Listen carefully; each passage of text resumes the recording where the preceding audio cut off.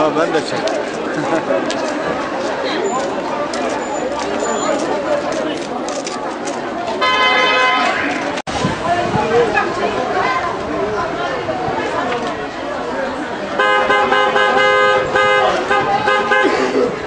Babasına gir. Oraya girmeyin.